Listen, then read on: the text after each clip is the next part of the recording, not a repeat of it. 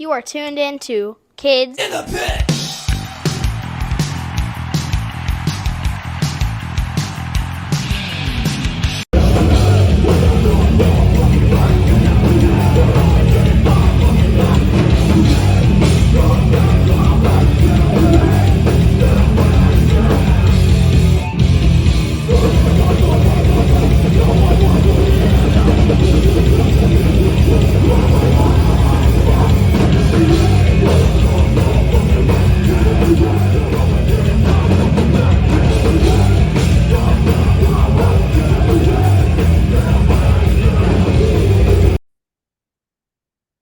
Hey guys, it's Gabe from the Kids in the Pit podcast.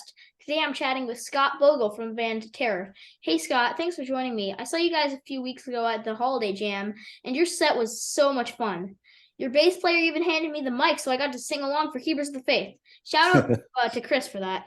Mind if I ask you some questions? Thanks for having me. I'm glad you enjoyed the show. I enjoyed it too. Ask me anything you'd like. Okay. So, what do you do in the band Terror? I can't really say I sing because I can't sing. So let's just say I scream loud. It's like a vocalist, kind of more. Vocalist, definitely. Not exactly singing, but No. you have a microphone and you take vocal sounds and you put that into it. This is true. Yeah. So how long has Terror been a band? Is it 21 years or 20? We started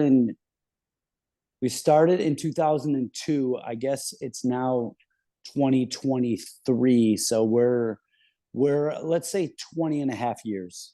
And that is unbelievable. Yeah. So Can't Help But Hate is my favorite Terror song, the one with Corpse Grinder. And I was so excited that you played it at the Holiday Jam. For those not familiar with Terror, what song should they look up?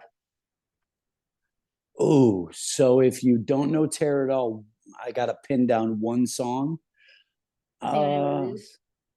I wouldn't. I appreciate that you brought that song up, but that song's really outside of the box, so I wouldn't go in that direction. I'd say maybe like One with the Underdogs. I think the sound and the lyrics kind of sums up the entirety of 20 years of the band. It's hard to do in one song, but that might be a good one. Yeah, that one's really good. So what's your favorite place you've toured in, and what's the most obscure place you've toured in? Okay, those are two very different questions, so I got to kind of separate my brain here. Let's start with favorite. Japan. Japan Nice. is really cool. It's almost like a different world because you can't read anything. Most people there do not speak English at all, so it's really like you're in a different world. Like trying to drive there.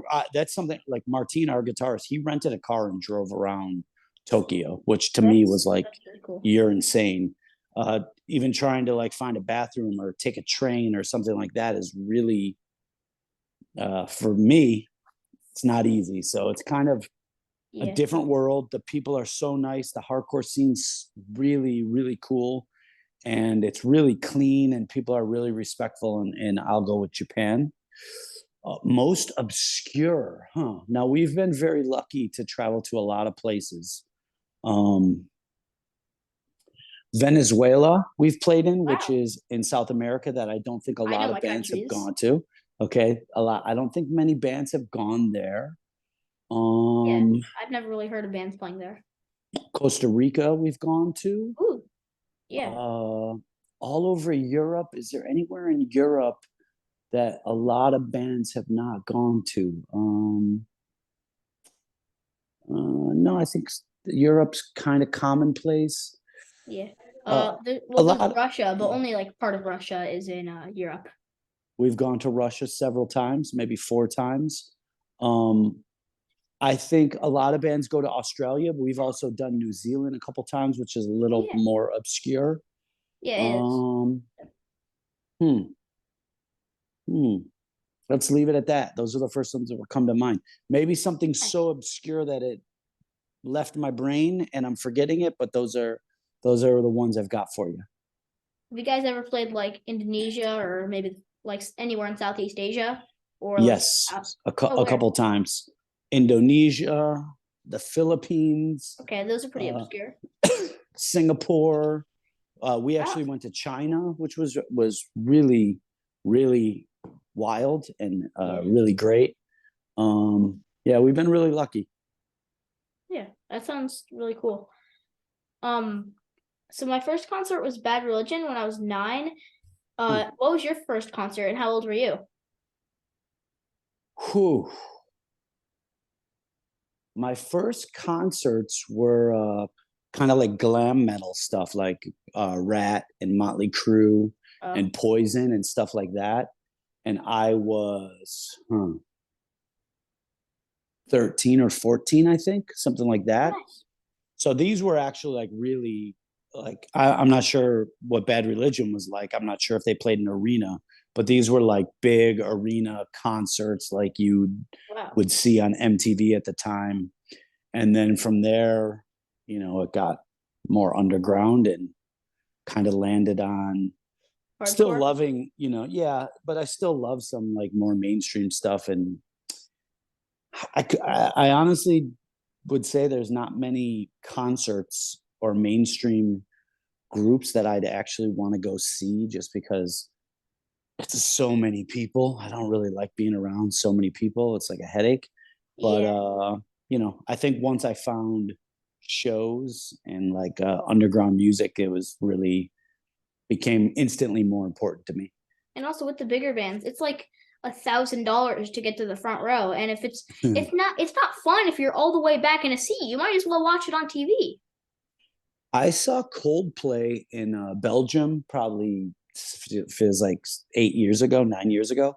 It was Oh, really cool. It was like a smaller arena, and that was really good. I really like Coldplay. Oh, you know what? Actually, I'll say this too. I don't really like Rage Against the Machine. When they yeah. came out, I was like way too elitist. Like this guy in a hardcore band. What's he doing on a major label doing this stuff? I've Yeah. I'm obviously not really into somewhat them.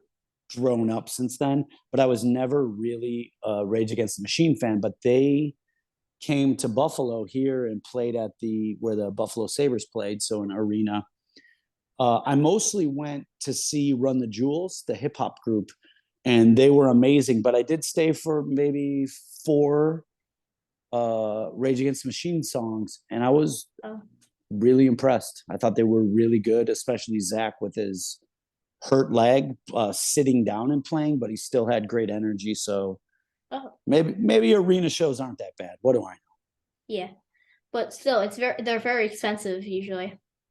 Yes, luckily someone I knew got me into that show. So a perk Oh, nice. of music. Yeah. Also, it's so cool that my favorite band covered Keepers of the Faith. Um, How about music? That's your favorite band? Yeah. That's my favorite band. Let's go. That's awesome. I was so surprised when my mom showed me. So she just so we were listening to Terror, and she just like said there's this band that covered Keepers of the Faith, and I was like, who is it? And she was like, I'll tell you in a second. And she played it, and I instantly recognized Chuck Reagan's voice, and I was like, what? And it was ridiculous. Yeah, that was a bucket list life highlight. Unbelievable. You know, I don't think about it too much because I got too much going on in my brain. But every time like it's brought up or I remember or I see it, I'm still like I can't believe that happened. So Yeah. super cool, and it just shows how cool those guys are. So they've always been really nice. I don't know them that well, but I've hung out with them and spent some time with them, and they've always been really cool. So it just shows like for them to do that's unreal. Yeah, I saw them 8 times in 1 year, and also just 8 times at all. Was that what year? Last year? Yeah, 2022. You saw them 8 times? Uh-huh. It was Trying, ridiculous because they I played so don't. many shoes. They played so many shows like near us. Except, well, 2 of them were in Colorado because Modern Life is War was playing with them, and my parents loved them, so we flew all the way to Colorado. Very cool. I don't think I saw them once in 2022. There was a Oh, time I live in Buffalo. They played in Toronto, but I was gone. And something a fun fact or a not so fun fact. The place where I saw you recently, Reading, the yeah. what's that place called? The Reverb. Mhm. Terror played there with Dying Fetus and Year of the Knife Oh, nice. um, sometime maybe like 6 months ago. And Hot Water Music the same night was in Lancaster, Pennsylvania. And I had this plan worked out where Richie from Wisdom and Chains, as soon as Terror got done, he was going to drive me to the Reading show, but Wait, the set times didn't work out, or he was wait, going to drive me to the Lancaster show. wait. Wisdom and Chains was there? No, he came to the Terror show to hang out with me, and he was going to Oh, be a good friend and drive me to the Hot Water Music show because it was like an hour away in Lancaster. But the set times didn't work, and I wouldn't have been able to see him. But they are the greatest band ever in our opinion. yeah. My mom and dad actually went to the Lancaster show. My mom Oh, says nice. it was January 22, but it was 21 and up, Well, sadly. I don't have that problem. I could have lent you a few years. Yeah. Also, since since you live in Buffalo, you can like go to Canada so easily. I can, but who wants to go up there? No, I'm just joking. It's literally, uh, if there was no traffic and no border guards, I could be Yeah. in Canada in less than 10 minutes. If I ran Wow, to my car, started it, and drove, it's just very quick. It's like right there. And that's really cool. yeah, and I grew up here, and there was lots of shows I used to see. Actually, my old band Buried Alive played with Hot Water Music in Toronto, which is an hour from here. Toronto, Hamilton, Burlington. There's all these little scenes around here, so it's really cool. Oh, also, isn't Cannibal Corpse from Buffalo? Yes, not Corpse Grinder though. Corpse Grinder's from Oh, Baltimore. The band and their original singer Chris Barnes are from Buffalo. And then when the death metal craze of Florida was going on, they moved down there. Same with Malevolent Creation. They're another big death metal band from Buffalo that a lot of people think Cannibal Corpse and Malevolent Creation are from Florida, but they're both from Buffalo. oh. Also, I hear that you love stage dives and always ask the crowd for more stage dives. So I dove for the first time last year when I was 10 for Stick to Your Guns in Philly. Also, I Nice. counted you said the word stage dives 7 times in the holiday jam. I might have been off a little, but it was around seven. That's it? Apparently. That's not many. All right, I'm good with that. Maybe I'm learning my I lesson. wonder what your record is. Oh, a lot. I've Yeah, I probably said bet. it 7 times in a row before. Wow. So just stage dive, stage dive, stage dive, stage dive, stage dive, stage dive. Stick to Your Guns is a great band. I love them. Great Yeah. people, great band. Where was the show? What venue? Underground Arts. Oh, nice, Fun fact nice. about Underground Arts is that was the first time it was the venue with my first crowd surf and my first stage dive. Both there. Yeah, it wasn't the same show, but it was both at Underground Arts. What is a crowd surf? When you lay on the Just crowd like and they pass you just like around just going up and just like having someone put you up. and kind of pass you around. Yeah. It Okay. was for hot water music. The crowd surf was hot water music, and Nice. stage dive stick to your guns. So I've stage dove to Hot Water Music before in Germany. I remember it clearly. nice. How old were you when you stage dove for the first time? Ooh. Uh, uh, Probably when I first started going to hardcore shows at the River Rock Cafe, which is like a mile from me. Probably 15, I'm guessing, something like that. My mom wouldn't let me stage dive for a terror because it was too dangerous. Well, the last thing we want is anyone to get hurt, so I know. no danger. Also, I saw you in the Bane documentary, and you had an Argentinian flag on your shirt. What was it for? How did you know that? because I know my geography. I know. Okay, it's the second time you said that. I know. That is because of the boxer Marcos Maidana. He's an Oh, Argentinian. Is that right? Argentinian. He's an Argentinian boxer. He's my favorite boxer, Oh, and nice. that was a hoodie. That was one of his hoodies. That's cool. Yeah, I just like I know not all flags, but I know like a decent amount of them. I know I think all of them in South America. I know a good amount in Europe.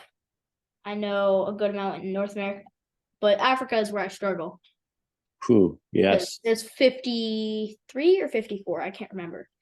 There's a lot. There's 53 or 4 countries in Africa? Uh-huh. Holy shit. Okay. Oops. I know all the countries. It's fine. People have definitely sworn before. Yeah. So what are some of your major musical influences? Huh. For me personally, Yeah. um, I think the biggest for the starting point is a band called Zero Tolerance. They're from Buffalo, and they're like the band when I was young. That was like the local band that I would see that they're unbelievable. Oh, So I think it all starts there, and like I would like worship. I still like worship them, and really think they're one of the greatest bands ever. Madball, like Freddie yeah. Madball, and Pretty good. his stage presence and energy is huge. Warzone, Rabies has like a really cool style and a really cool vocal, like lyrical approach. Um, some hip hop too, like Gangstar and Nas and Mobb Deep. I just think there's got to be some sort of groove in music that I want to be a part of.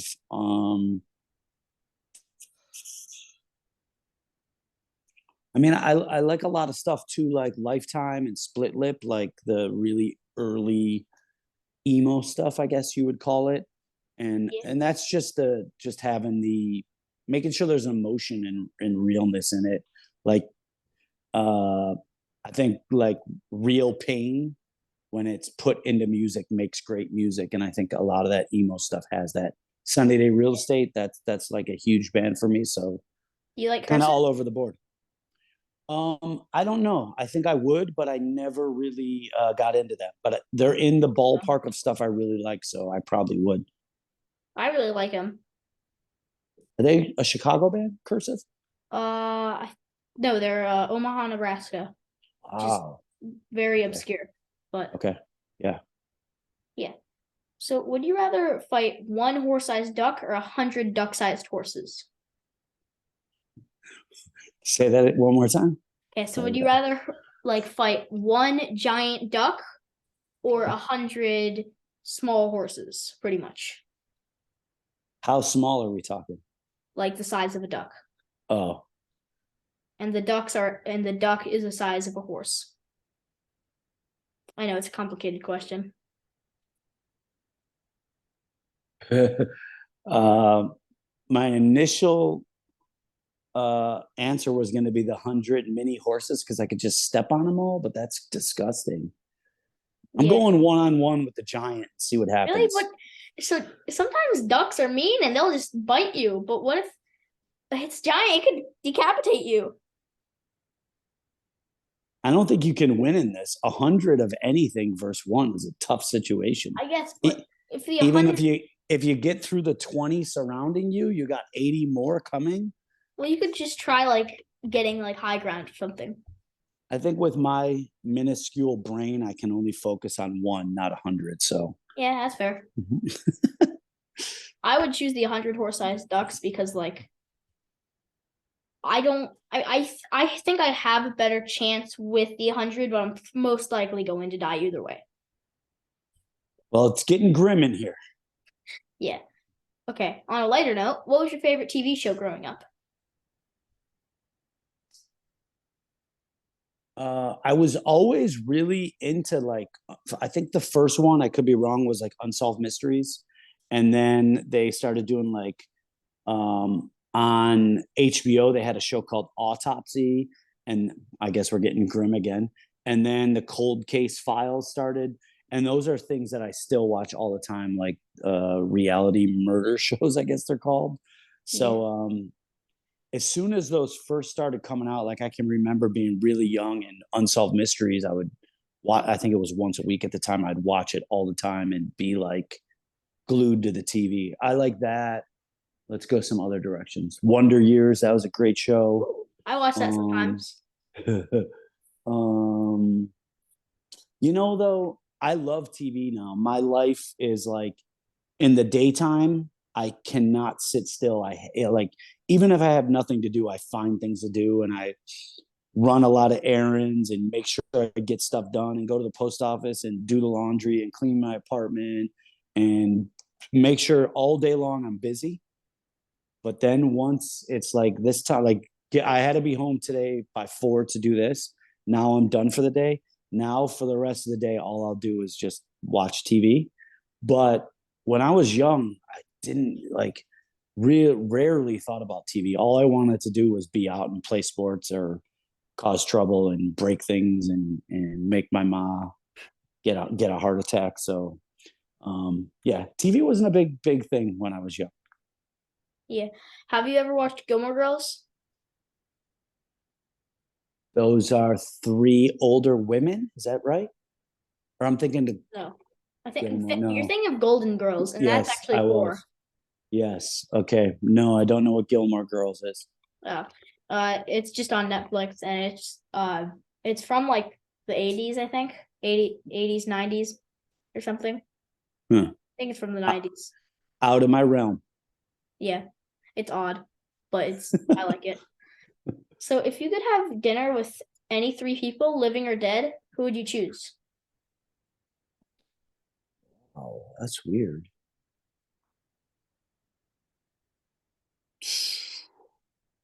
Mark Belenka, the singer of Zero Tolerance, because like I said, I remotely know him, and we kind of text message sometimes now.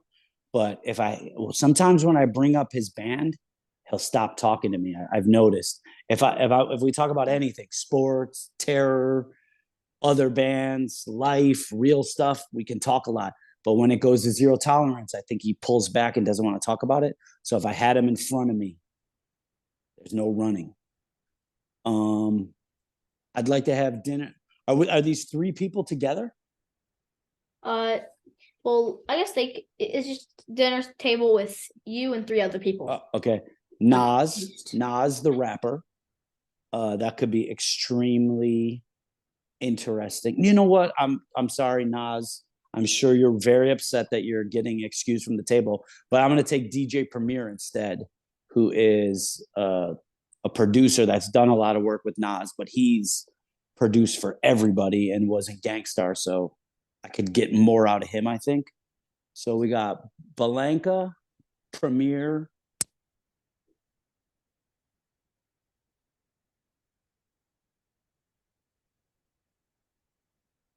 Hmm. Hmm. Trying to like go non-music, but I don't care And about also, anything. they can be dead too. Let's bring Robert De Niro to the table. That could be interesting. Different world, probably the coolest person on planet Earth. So we got De Niro, Premier, Belenka. Set it up. I'll be there. Okay, that's gonna have to be a 5 people dinner though. No problem. So if you could tell your 11-year-old self anything at all, what would you tell him? Who? Can I do 2 things? Sure. Alcohol is terrible. Stay away. Definitely. And B, beating your body up for 20 years straight from hardcore is going to catch up to you. So take care of it in the beginning. Don't try to take care of it at the end. You mean less data dives? No, Okay. just less everything. Just everything. Of course. Just take better care of yourself. Like stretch more. Make sure you get sleep. Eat better. If something hurts, go to the doctors. Don't just drink and make the pain go away for the night because it's never going to go away. just take care of yourself. And being in a band like Terror, as much as we tour and at the level we tour at, like, it's not the most comfortable. It really physically beats you up. So I wish I would have been a little smarter, but it is what it is. Yeah. Would you like to add anything before we wrap things up? We're at the end? Yeah, I guess.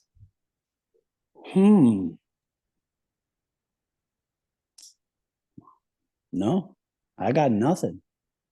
I'd like to thank you for having me on your show. Who else you got coming up for 2023? Well, Chuck Reagan said he might do it. Nice. Let's see.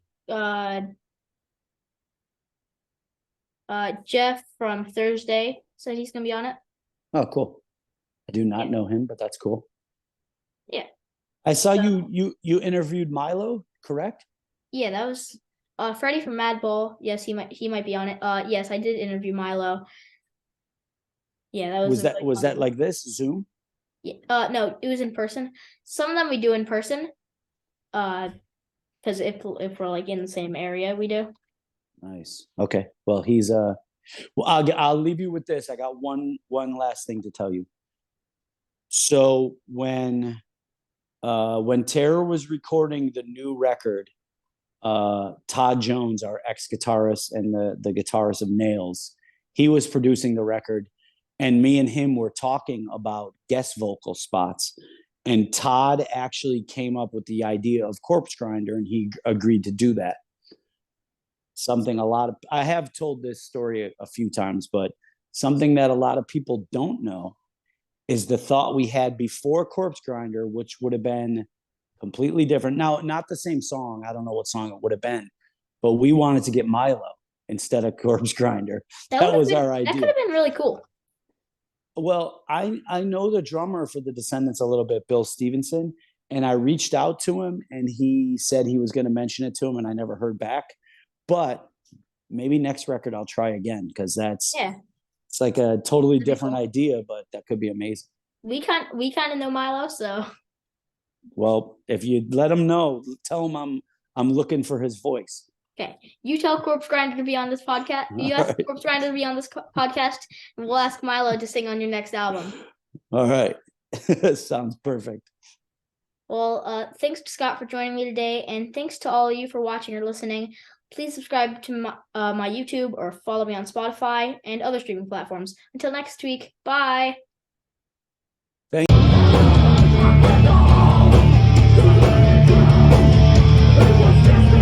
You